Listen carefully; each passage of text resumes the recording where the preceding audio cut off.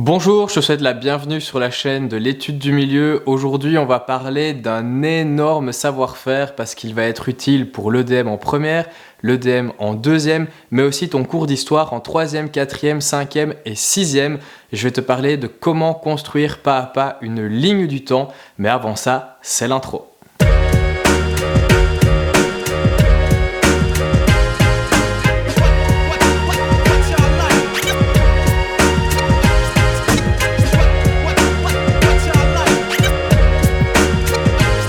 Comme je viens de te le dire, c'est vraiment un savoir-faire qui est important et qui va mobiliser pas mal de notions et pas mal de ressources. Comme par exemple l'écriture en chiffres romains, le fait de savoir replacer des siècles, replacer des millénaires, connaître les dates de début et de fin des grandes périodes de l'histoire ainsi que les noms, et aussi savoir replacer des éléments et calculer une échelle, et ça c'est toujours une partie qui fait peur. Mais ne te tracasse pas, si tu suis vraiment les étapes de réalisation de la ligne du temps pas à pas, tu vas voir que ça va être très simple et je suis là pour t'aider.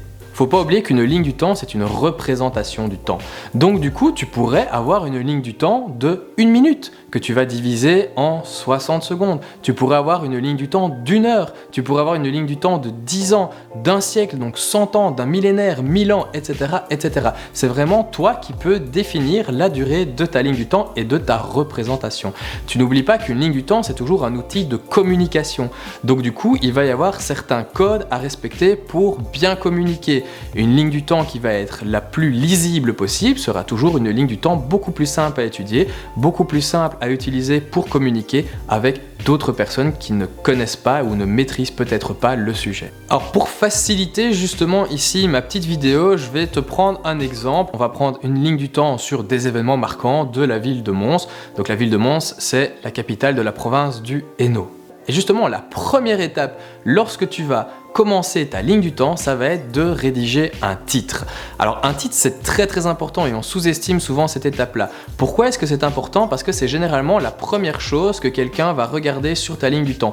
En un coup d'œil, tu es censé donner l'information de ce que tu vas représenter. Un bon titre, c'est 3 choses: l'objet, le temps et le lieu. Tu prends les 3 premières lettres, objet O, temps T, lieu L, OTL, tu retiens hôtel. Donc dès que tu dois rédiger un titre, pouf, c'est directement hôtel dans ta tête, comme ça tu ne vas jamais te tromper. Alors ici l'objet, ça va être par exemple les événements marquants de la ville de Mons, ça ce sera notre lieu, de 800 à 2000. De là, je mets vraiment un cadre précis dans ma ligne du temps. Je lis le titre, je sais ce que je vais avoir sous les yeux, et ça c'est intéressant et c'est à partir de là qu'on a vraiment un objet de communication. Alors la deuxième étape dans la réalisation de la ligne du temps, ça va être l'étape qui fait trembler tout le monde, c'est le calcul de l'échelle. Pourquoi ça fait trembler tout le monde? Parce que là justement on parle de calcul, on parle d'échelle, donc du coup on parle du cours de maths. Et le cours de maths, je ne sais pas pourquoi, mais ça a tendance à effrayer la plupart des élèves. Ici, ne te tracasse pas, il y a juste une petite formule à retenir et tu vas voir qu'au final elle est extrêmement logique. La première chose qu'il va falloir calculer, ça va être l'étendue de ta ligne du temps. Autrement dit, le nombre d'années que tu vas devoir représenter, que tu vas devoir poser justement sur ta ligne du temps.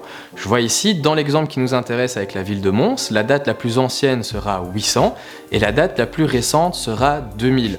On va donc avoir une étendue de 1200 années à représenter. Donc autrement dit, on devra trouver une échelle sur laquelle on va pouvoir faire rentrer sur notre feuille de papier 1200 années. Et là, on a 2 éléments qui vont un petit peu modifier notre calcul d'échelle. Soit tu as déjà une ligne de tracé sur ta feuille, c'est généralement ce que tu vas avoir lors des évaluations. À partir de là, il va falloir mesurer le nombre de centimètres que tu as de disponible et regarder si tu vas savoir mettre tes 1200 années sur cette droite qui va être sur ta feuille. Ou alors une deuxième option qui va être de ne pas avoir de ligne tracée, où c'est toi qui vas autrement dit choisir l'échelle. À ce moment-là, ce sera à toi de choisir l'échelle qui correspond le mieux à l'objet de communication. Ne perds jamais ça en tête que c'est un outil de communication. Donc du coup, si tu travailles sur une feuille A1, tu vas pouvoir faire une échelle plus grande, etc. en fonction de la grandeur et de la place disponible que tu vas avoir sur la feuille avec laquelle tu vas choisir de travailler. On va prendre ici notre exemple, on va partir d'une ligne qui est déjà apposée sur la feuille. Et tu vois que cette ligne, je mesure, je prends ma lettre, fait très exactement 24 cm. Donc je vais avoir 24 cm de disponible pour faire rentrer 1200 années. Et c'est ici que la formule va être utile. Je vais diviser mes 1200 années par 24. Donc je vais donc diviser le nombre d'années à représenter par le nombre de centimètres disponibles. 1200 divisé par 24, cela fait 50. Autrement dit, ça va vouloir dire que 1 cm va représenter 50 ans. Je peux noter aussi, par exemple, 2 cm représente 100 ans, 2 cm représente un siècle. Ici, pour des notions de clarté, je vais mettre 2 cm, la petite flèche représente 100 ans. Un siècle. Alors, ce que je te conseille vraiment, c'est de choisir des échelles simples. Donc si jamais dans ton calcul, tu vois qu'ici ça tombe assez bien, hein, au final 2 cm représente un siècle. Si par exemple ton calcul, tu vas tomber sur 1 cm représente 54 ans, à ce moment-là, c'est pas du tout intéressant parce que ta ligne du temps va être très difficile à construire et là, tu vas vraiment galérer dans les échelles. Donc, arrondis toujours à l'unité supérieure au niveau de tes années. Donc ici, tu prendras 1 cm représente 100 ans pour le cas que je viens juste de citer. Si tu tombes sur, par exemple, 1 cm représente 43 ans, ben à ce moment-là, tu prendras 1 cm représente 50 ans. Tu vois, essaye toujours de choisir soit des siècles, soit 50 ans. Tu verras que ce sera beaucoup plus simple pour la construction de ta ligne du temps par la suite. Et c'est toujours ça qui fait peur au final et c'est là que les élèves et que toi, sûrement, tu vas avoir des problèmes. On passe maintenant à l'étape suivante, la troisième étape, et ça va être ce que j'appelle d'habiller la ligne du temps. Une fois que tu as mis ton titre, une fois que tu as placer l'échelle, tu vas habiller ta ligne du temps. Certains le font parfois à la fin, il n'y a aucun souci. Ce que tu vas faire, c'est que tu vas noter des petits points au début de ta ligne du temps et une flèche à la fin de ta ligne du temps. Tu sais que ta ligne du temps représente un fragment de temps. Donc autrement dit, c'est comme si on avait coupé le temps et qu'on venait l'apposer sur ta feuille. Du coup, il y avait quelque chose avant. C'est pour ça qu'on met les petits points. Tu imagines bien qu'il y avait quelque chose avant l'an 800. Donc du coup, on va mettre des petits points. Pourquoi est-ce qu'on met une flèche? Parce que une fois que notre ligne du temps s'arrête, le temps, lui, ne s'arrête jamais de s'écouler. Donc du coup, il continue et on symbolisera cette continuité par une flèche. La quatrième étape, ça va être de graduer la ligne du temps. Donc en fonction de l'échelle que j'ai déterminée, je vais apposer les dates sur ma ligne du temps pour la graduer, pour au final pouvoir se repérer dans cette ligne du temps. Alors tu vois qu'ici, je vais commencer en l'an 800 et je vais terminer en 2000. Donc ça veut dire que tous les 2 cm, je vais faire un bond de 100 ans comme indiqué sur mon échelle. Donc je vais passer de 800 à 900, à 1000, à 1100, etc. etc. Tu vois qu'ici, on commence la ligne du temps en l'an 800. Donc là, j'ai un petit peu esquivé une petite difficulté que je revois énormément dans les interros des élèves, à savoir l'an 0, le fameux an 0. Alors retiens déjà juste une chose, l'an 0 n'existe pas. Quand tu commences à compter quelque chose, or les années on peut les compter sur nos doigts, on va pas commencer à faire 0, 1, 2, 3, 4, 5, sinon il y aura un décalage énorme. On commence à compter des choses qui existent, donc on va compter 1, 2, 3, 4, 5. Donc l'an 0 n'existe pas. Si tu mets l'an 0 sur ton évaluation, je peux te dire que le seul 0 que tu auras, ce sera à ta cote finale. Donc tu dois noter l'an 1. Alors l'an 1, qu'est-ce qu'il représente? Il représente en fait le commencement de l'ère chrétienne. Donc là, tu vas voir aussi qu'en fonction des régions du monde, on ne va pas avoir les mêmes calendriers. Je ne vais pas m'éterniser là-dessus parce que ça pourrait être le sujet au final d'une autre vidéo. On va prendre par exemple les pays musulmans. Eux, ils vont prendre comme l'an 1, l'an 622 pour notre calendrier à nous qui correspond à l'hégire. Par convention, quand je ne note aucun symbole devant ma date, ça veut dire que je suis après l'an 1. Si je devais être avant l'an 1, je devrais noter le symbole moins devant ma date. Ce sera identiquement la même chose pour les siècles. L'étape suivante, la 5e étape, ça va être justement d'indiquer mes siècles dans ma ligne du temps. Tu remarques que les siècles, je vais les indiquer directement en dessous des dates, sur le premier bandeau de ma ligne du temps. Ce sera beaucoup plus lisible comme ça. Tu vois qu'ici, pour mon premier siècle qui va donc se situer entre la date 800 et la date 900, je vais donc indiquer le 9e siècle. Je vais l'indiquer en chiffres romains et là il va falloir te rappeler ton cours de latin de première secondaire avec le i, la barre qui représente le 1, le v qui va représenter le 5 et le x qui va représenter le 10. Alors tu vois qu'ici pour ta ligne du temps, il ne faut pas des chiffres savants en chiffres romains, hein. Donc du coup, tu ne vas jamais devoir écrire 5222 en chiffres romains sur ta ligne du temps, ça ne sert pas à grand chose. Donc tu maîtrises juste la barre, le v, le x, le 1, le 5, le 10, tu devrais pouvoir t'en sortir sans aucun souci. La 6e étape va être d'indiquer justement les millénaires. Je vais les faire juste en dessous des siècles, une nouvelle fois par question de lisibilité et de communication. Et là, attention, parce que je vois souvent des élèves qui, dès qu'ils commencent une ligne du temps, mettent premier millénaire après Jésus-Christ. Et donc ici, ils iraient de l'an 800 jusqu'à 1800, mais c'est pas ça du tout. Tu dois t'imaginer que le premier millénaire, il commence en l'an 1. Et ensuite, il va aller jusque l'an 1000, en 1001, on passera au 2e millénaire après Jésus-Christ. Donc du coup, lorsque je suis en l'an 800, je suis toujours au 1er millénaire après Jésus-Christ, et ce, jusque l'an 1000. C'est seulement en 1001 qu'on va faire le changement de millénaire.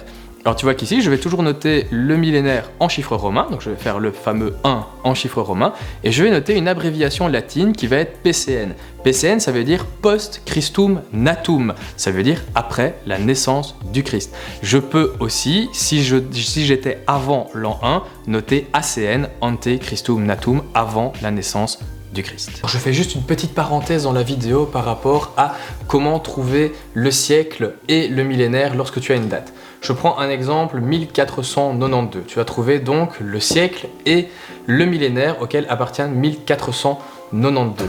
Tu prends cette date et tu vas prendre les siècles tout d'abord. Les siècles, tu sais qu'un siècle représente 100 ans. Donc c'est 100 années que tu vas retrouver dans un siècle. 1492, tu prends ton chiffre au niveau des centaines, c'est-à-dire 14. Il y a 14 fois 100 pour arriver à 1492. Tu prends ce chiffre au niveau des centaines et tu fais juste plus 1. Donc tu vas faire 14 plus 1, 15e siècle. Tu vas donc en 1492 être au 15e siècle après Jésus-Christ. Identiquement la même chose, si tu as une date avant Jésus-Christ, on imagine que tu vas être en, je ne sais pas moi, moins 120. Moins 120, ton chiffre au niveau des centaines, le 1, 1 plus 1, 2, tu seras donc au 2e siècle avant Jésus-Christ. Si jamais tu n'as pas de centaines, par exemple, tu as moins 80.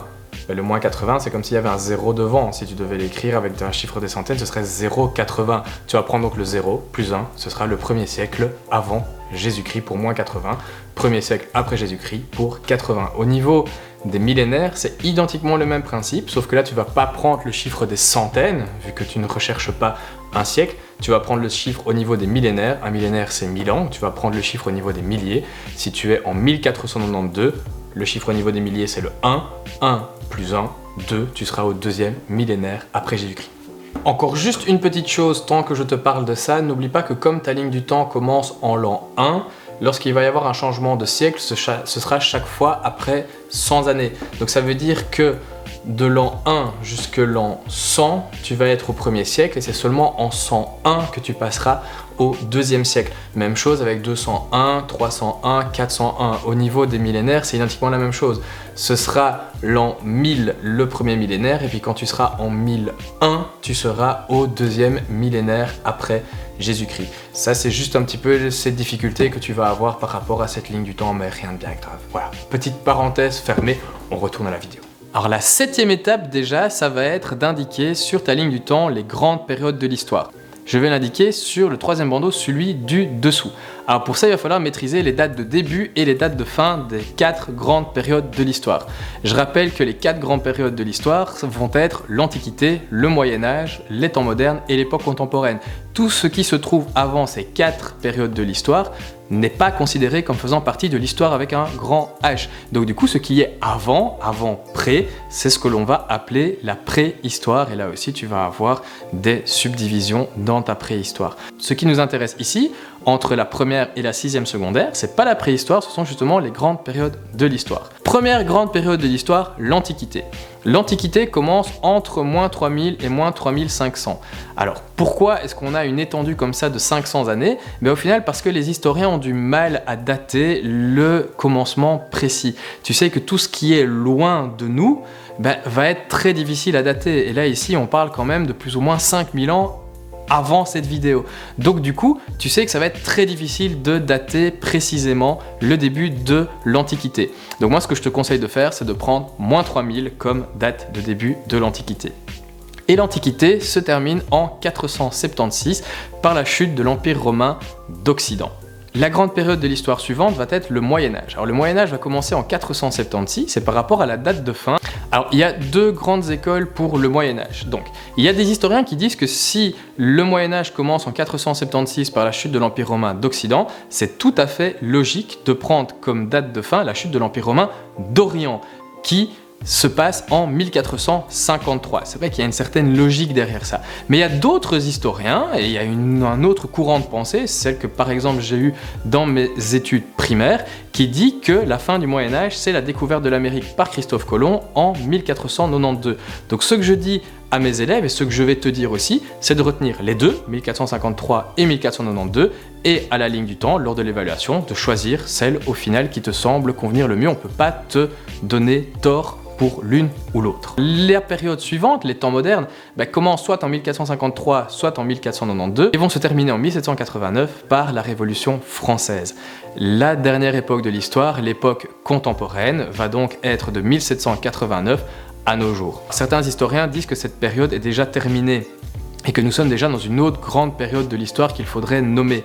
Les périodes doivent correspondre à des sociétés, et donc tu imagines bien que la société dans laquelle on est maintenant n'est pas du tout la même que la société dans laquelle nous étions en 1850 ou en 1870. Donc c'est pour ça que certains historiens disent que nous sommes déjà passés dans une autre grande période de l'histoire, et ça il faudra le définir par après. Je vais colorier mes grandes périodes de l'histoire, eh bien tu remarques que je vais toujours colorier du plus clair au plus foncé. Les couleurs les plus foncées étant les couleurs les plus proches de nous, c'est logique, c'est parce que tout ce qui est proche de nous, on peut encore le percevoir, c'est pas encore très très loin. Et au plus on s'éloigne, au plus on est loin de l'histoire, au plus on est loin de nous, et donc les couleurs vont être un peu plus claires, un peu plus diffuses. Voilà, une nouvelle fois, on reste encore dans cet outil de communication. Ce sera beaucoup plus clair comme ça et beaucoup plus soigné. La 8e et dernière étape, ça va être en gros l'étape la plus importante, parce que là au final on a construit une ligne du temps, on l'a juste habillée, on y a mis les siècles, on y a mis les millénaires, les dates, mais on n'a pas encore vraiment positionné les éléments les uns par rapport aux autres. Et c'est ça qui est intéressant dans une ligne du temps, de pouvoir regarder dans le temps quel événement est avant lequel, quel événement est après, lesquels sont simultanés, et de pouvoir comparer. Donc ici, ça va être justement en fonction de ton échelle, d'écrire les événements que tu dois replacer. Alors tu vois qu'ici, j'ai pris un exemple de quelques événements, voilà, je les replace, et tu vois que je les replace toujours en forme d'escalier, une nouvelle fois, pour de la lisibilité. Si jamais j'avais eu une étendue d'un siècle, j'aurais fait une petite barre, une ligne, une petite barre pour indiquer que ce n'est pas un événement fixe, mais bien une durée, une étendue sur ma ligne du temps. Et une fois que j'ai fait ça, tu vois que ma ligne du temps est faite, et honnêtement, elle est drôlement belle. Pour que la vidéo soit vraiment complète, je vais quand même te mettre un autre exemple de ligne du temps où justement je suis allé avant le commencement de l'ère chrétienne. Comme ça, tu vas pouvoir observer au niveau des symboles, avec les moins avant le début de l'ère chrétienne, et puis plus rien après, avec le ACN avant, le PCN après, etc. Tu remarques qu'en fait, ta ligne du temps, c'est un miroir. Le début de l'ère chrétienne, tu as identiquement la même chose à gauche, la même chose à droite, juste en ajoutant des moins avant le début de l'ère chrétienne.